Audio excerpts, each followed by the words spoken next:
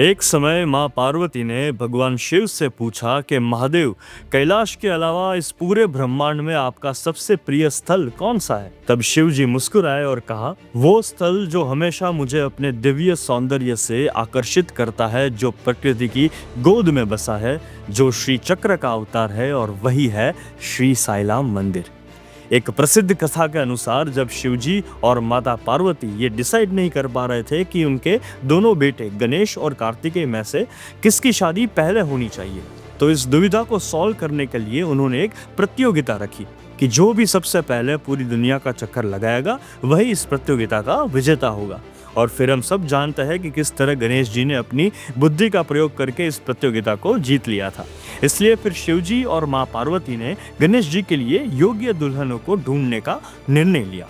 तब शिवजी ने बुद्धि की देवी रिद्धि और आध्यात्मिक शक्ति का स्वरूप सिद्धि दोनों का विवाह गणेश जी से करवा दिया। फिर जब कार्तिकेय पूरी सृष्टि की यात्रा से लौट कर आए तो उन्हें यह बात पसंद नहीं आई कि बड़े भाई से पहले छोटे भाई का विवाह करवा दिया गया था। इसलिए निराश होकर वे अपने माता पिता से दूर पलानी पर्वत शैली पे क्रौंचा पर्वत पर जाकर कुमार ब्रह्मचारी के रूप में रहने लगे। थोड़े समय बाद जब शिवजी और माँ पार्वती उन्हें शांत करने और मनाने वहां गए तो कार्तिकेय जी उनसे दूर जाने लगे, लेकिन बाकी सारे देवताओं की विनती करने पर वे पलानी पर्वत शैली के पास में ही रुक गए।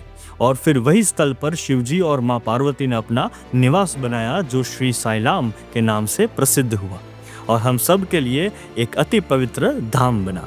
माना जाता है कि भगवान शिव अमावस्या पर अर्जुन के रूप में यहाँ प्रकट हुए थे और माता पार्वती पूर्णिमा पर मल्लिका के रूप में, और इसलिए इस जगह को मल्लिकार्जुन कहा जाता है।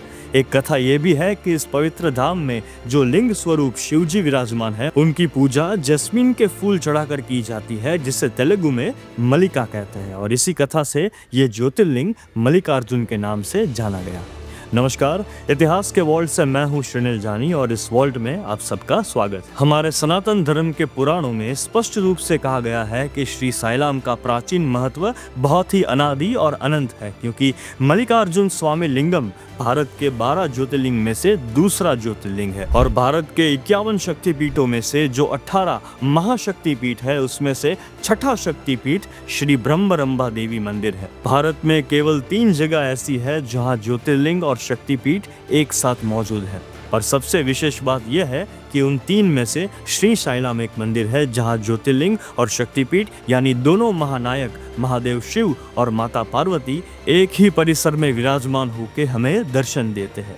इसलिए इस मंदिर को श्री ब्रह्मरंभा मल्लिकार्जुन मंदिर भी कहा जाता है, जो श्री साईलाम आंध्र प्रदेश के कृष्ण नदी के किनारे एक पहाड़ की चोटी पर स्थित है। यहाँ कृष्ण नदी को पाताल गंगा भी कहा जाता है। इस पवित्र नदी के दर्शन करने के लिए हमें मंदिर से 852 सीढ़ियां नीचे उतरना पड़ता है और तब हमें ये देखने मिलता है कि कैसे इस नदी के पानी से मल्लिकार्जुन शिवलिंग का अभिषेक किया जाता है। अब श्री साईलाम टाउन को और भी अनेक नामों से जाना जाता है, जैसे श्रीगिरी, श्री पार्वतम, श्री नागम, और हिंदू माइथोलॉजी के हिसाब से ऐसा कहा जाता है कि श्री साईलाम एक ऐसी जगह है जो सतयुग से भी पहले डिस्कवर हुई थी। यहाँ शिवजी और माँ शक्ति के दर्शन करने सतयुग में नरसिम्हा स्वामी आए थे, फिर त्रेता युग में श्री राम जी सीता माता के साथ यहाँ आए थे और द्वापर युग में 5 पांडव यहाँ आके दर्शन किए थे, और कलयुग में अनेक योगी, ऋषि, मुनि, राजा, कवि और हम जैसे सभी भक्त इस धाम में आकर ब्रह्मरंभा देवी और मल्लिकार्जुन स्वामी के दर्शन करते हैं। मंदिर परिसर यानी मंदिर का पूरा एरिया लगभग 2 हेक्टेयर में फैला हुआ है और इसमें 4 प्रवेश द्वार के टावर्स है यानी गोपुरम बने हुए हैं। इस मंदिर में अनेक देवालय है जिनमें मल्लिकार्जुन और ब्रह्मरंभा के मंदिर सबसे प्रमुख है। मंदिर परिसर में कई मंडप है जिनमें से सबसे प्रसिद्ध है मुख मंडप, जो विजयनगर के समय में निर्मित हुआ था, और इस मंदिर का मुख पूर्व दिशा की ओर स्थापित किया गया है। मंदिर के मध्य मंडप में कई स्तंभ है और वहां नंदीकेश्वर की विशाल प्रतिमा भी स्थापित की गई है। यह मंदिर बहुत ही ऊंची दीवारों से घिरा हुआ है जिनकी लंबाई 600 फीट, चौड़ाई 499 फीट और ऊंचाई 28 फीट है। मंदिर के प्रांगण में अनेक मूर्तियां भी स्थापित की गई है, जिनमें से प्रत्येक एक दूसरे से ऊपर उठती हुई दिखाई देती है। मुख्य मंडप जो गर्भगृह तक ले जाता है वो अपने बारीक नक्काशीदार स्तंभों के लिए प्रसिद्ध माना जाता है। मल्लिकार्जुन का देवालय इस मंदिर का सबसे प्राचीन भाग माना जाता है, जिसका निर्माण 7वीं शताब्दी में हुआ था। यहाँ एक सहस्त्रलिंग भी मौजूद है जिसे भगवान राम द्वारा स्थापित माना जाता है, और 5 अन्य शिवलिंग भी है जिसे पांडवों द्वारा स्थापित माना जाता है। मंदिर के पहले प्रांगण में एक दर्पण कक्ष है, यानी एक मिरर हॉल है, जिसमें शिव जी के नटराज स्वरूप की प्रतिमाएं विराजमान है। अब श्री साईलाम मंदिर का प्राचीन महत्व बहुत ही बड़ा है, और यहाँ श्री ब्रह्मरंबिका देवी और मल्लिकार्जुन स्वामी विराजमान तो है ही, पर हजारों सालों से ये जगह करोड़ों डिवोटीज के लिए बहुत ही इंपॉर्टेंट वर्शिपिंग प्लेस रही है। अब इतिहास हमेशा या तो किताबों के जरिए या फिर अलग अलग राजवंश की कहानियों के थ्रू ही बताया जाता है। अगर राजवंश की बात करें तो श्री साईलाम में साउथ इंडिया की पहली डायनेस्टी सतवहाना के इंस्क्रिप्शनल एविडेंस भी मिलते हैं। सतकर्णी जो सतवहाना किंग्स के तीसरे रूलर थे, वो श्री मल्लिकार्जुन स्वामी के बहुत ही बड़े डिवोटी थे। उनकी डिवोशन इतनी गहरी थी कि उन्होंने अपना नाम मल्लिकार्जुन शिवलिंग को अर्पित करते हुए मल्लाना रख दिया था। इतिहास बताता है कि मंदिर के दक्षिणी, पूर्वी और पश्चिमी साइड के गोपुरम श्री कृष्णदेव राय ने बनवाए थे, और उनके बाद महाराष्ट्र के वीर और भक्ति का प्रतीक छत्रपति शिवाजी महाराज, जो श्री मल्लिकार्जुन स्वामी और ब्रह्मरंभा देवी के बहुत ही बड़े भक्त थे, उन्होंने वहां उत्तरी गोपुरम यानी नॉर्दर्न गोपुरम यानी नॉर्दर्न टावर का निर्माण का आदेश दिया था। तेलुगु में बहुत पहले की एक लोक कथा है जो ये कहती है कि जब मल्लिकार्जुन स्वामी शिकार करने जंगल गए थे, तब वहां की एक लड़की यानी जंगल की एक लड़की उनसे प्यार कर बैठती है, और सभी गांव वालों के सामने उनकी शादी हुई। तब से श्री साईलाम क्षेत्र में विराजमान मल्लिकार्जुन स्वामी को वहाँ के लोकल्स अपना दामाद भी मानते हैं, और इसीलिए तेलुगु में उन्हें चेंचू मल्लना और चेंचू मलया कहा जाता है, जो यहाँ के रिचुअल्स और प्रेयर्स का हमेशा से एक हिस्सा रहा है। चेंचू मल्लना इसलिए कहा जाता है क्योंकि तेलुगु में दामाद को चेंचू कहते हैं। इसके बाद श्री साईलाम मंदिर का जिक्र हमें 3रे शताब्दी के प्राचीन ग्रंथों में भी मिलता है। सतकर्णी जो उस समय के वहाँ के शासक थे, उन्होंने अपने शास्त्रों में अपने रूल के लेंस डिस्क्राइब करते हुए श्री साईलाम को चकारो शेतागिरी बोला था। फिर सतवहानास के बाद आंध्र प्रदेश पर इक्ष्वाकु राजवंश का रूल आया। अब आज चाहे ये रूलर्स ना हो अपनी कहानी सुनाने के लिए, लेकिन इतना तो क्लियर है कि उन्होंने श्री साईलाम को एक बहुत ही होली डेस्टिनेशन माना था, क्योंकि फिर 6th सेंचुरी में कदंबा किंग मयूर शर्मा ने श्री साईलाम को श्री पार्वतम घोषित किया। उनके बाद एक राजा बृहदधना ने कदम्बास की मदद से उस वक्त के रूलर्स पल्लवास को हराकर वो भूमि जीत ली थी, और श्री पार्वतम को अपने नए जीते हुए क्षेत्र के साथ यूनिफाई कर दिया था। फिर बदामी चालुक्य के राजवंश में पुलाकेशी नाम के रूलर ने बहुत सारे मंदिर यहाँ कंस्ट्रक्ट करवाए थे, और इसलिए उन्हें किंग ऑफ टेम्पल्स भी कहा जाता है। और ये भी माना जाता है कि वो पहले क्षत्रिय थे जिन्होंने शिव दीक्षा ली थी। अगर शिव दीक्षा को मैं थोड़ा ब्रीफ करूं तो शिव दीक्षा के नियम आमतौर पर ऐसे सिद्धांतों पर आधारित है जिसमें है जीवन में हमेशा सच बोलना, सिर्फ शाकाहारी भोजन करना, कभी भी हिंसा ना करना, ब्रह्मचर्य रखना, और आमतौर पर रोजाना जिंदगी में योग, प्रार्थना और ध्यान करना। और 11th सेंचुरी के अंत तक श्री साईलाम मंदिर को सभी लोग महाशिव मंदिर और वेदों के घर कहकर बुलाने लगे थे।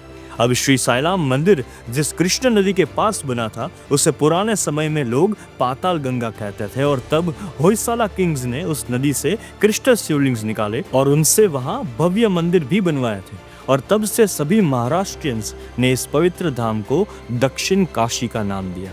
इसके बाद 13th सेंचुरी में रेड्डी रूलर्स ने श्री साईलाम मंदिर के विकास को एक नई दिशा दी। प्रोलाया वेम्मा रेड्डी ने एक गांव डोनेट किया, और उनके पुत्र अनवेम्मा रेड्डी ने तेलंगाना से आने वाले भक्तों के लिए कडाम बनवाए। उन्होंने वहां अपने पूर्वजों की याद में वीरासिरो मंडपम भी बनवाया, और कहा जाता है कि उस समय के कई भक्त मल्लिकार्जुन स्वामी और ब्रह्मरंभा देवी को अपनी भक्ति दिखाने के लिए अपने शरीर के अंग तक समर्पित कर देते थे। जरा सोचिए कि कितनी गहरी श्रद्धा थी उनमें। फिर 1405 CE में कत्यावेमा रेड्डी ने श्री साईलाम तक के स्टेप्स बनवाए, और उनके बाद पेडा कोमाट्टी वेमा रेड्डी ने मंदिर से कृष्ण नदी यानी पाताल गंगा तक की सीढ़ियां बनवाई थी। 14th सेंचुरी में विजयनगर राजवंश ने आंध्र प्रदेश पर राज किया था, और वीरूपक्षा और सालूपा पार्वतय ने श्री साईलाम को कई गांव दान में दिए थे। इनके बाद हरिहराय II ने अपनी पत्नी वितलंबा के पाताल गंगा तक की सीढ़ियां फिर से बनवाई थी और रिनोवेट की थी। और शिवरात्रि के शुभ अवसर पर राजा हरिहराय II ने श्री साईलाम के मुख्य मंदिर के ग्रांड हॉल का भी निर्माण किया था। भगवान की करुणा श्री साईलाम के हर कोने में बसी हुई है, चाहे वो पवित्र जलस्थल हो, मंदिर के परिसर हो या फिर पवित्र वृक्ष हो। माना जाता है कि स्वामी खुद अपने प्रिय जलस्थल, वृक्ष और देवताओं के साथ श्री साईलाम में विराजमान है ताकि अपने भक्तों को आशीर्वाद रूबरू दे सके। अब श्री साईलाम मेन टेम्पल से 2 किलोमीटर पूर्व में स्थित है साक्षी गणपति मंदिर। कहते हैं कि गणपति जी खुद कैलाश में भगवान शिव को साक्षी देते हैं कि हर भक्त ने श्री साईलाम मंदिर की यात्रा की है और इसलिए उनका नाम पड़ा साक्षी गणपति। साक्षी गणपति की मूर्ति काले पत्थर से बनी है, उनकी सूंड बाई और मुड़ी हुई है और ऐसा लगता है कि जैसे वो भक्तों के नाम लिख रहे हो जो यहाँ आते हैं और दर्शन करते हैं। भक्त जब भी श्री साईलाम आते हैं तो अपना गोत्र नाम बताकर साक्षी गणपति को याद जरूर करते हैं। आज के समय में श्री साईलाम टेम्पल को आंध्र प्रदेश की सरकार मेंटेन और एडमिनिस्टर करती है। श्री साईलाम मल्लिकार्जुन स्वामी टेम्पल कुर्नूल डिस्ट्रिक्ट हेडक्वार्टर से लगभग 180 किलोमीटर दूर है और हैदराबाद से 213 किलोमीटर। अगर यहाँ ट्रेन से आना हो तो सबसे नजदीक के स्टेशन है मरकापुर या तरलुपड़ू, लेकिन सबसे कन्वीनियंट तरीका है कि सीधा हैदराबाद से बस या टैक्सी लेना। यहाँ पर पिलग्रिम्स के लिए टेम्पल कमेटी के कोटेजेस और धर्मशालास भी अवेलेबल है। तो ये थी हमारे दूसरे ज्योतिर्लिंग श्री मल्लिकार्जुन स्वामी, ब्रह्मरंभा देवी और श्री साईलाम मंदिर की डिटेल्ड इन्फॉर्मेशन और भव्य कथाएं। ब्रह्मरंभा समेता मल्लिकार्जुन चरण अरविंद अर्पण नमस्तु। आपको ये वीडियो पसंद आया हो तो इसे लाइक कर दीजिए, अपने फ्रेंड्स और फैमिली के साथ इसे ज़रूर शेयर कीजिए। आपके रिव्यूज़ और ओपिनियंस हमारे लिए बहुत ही इंपॉर्टेंट है, इसलिए उन्हें कमेंट सेक्शन में ज़रूर मेंशन कीजिए। और हमारे इतिहास के साथ जुड़े रहने के लिए चैनल को सब्सक्राइब करके बेल आइकन ज़रूर प्रेस कर दीजिएगा, क्योंकि हम हमारे इतिहास के वर्ल्ड से ऐसे ही ऐतिहासिक टॉपिक्स पर वीडियोज़ लाते रहेंगे। धन्यवाद।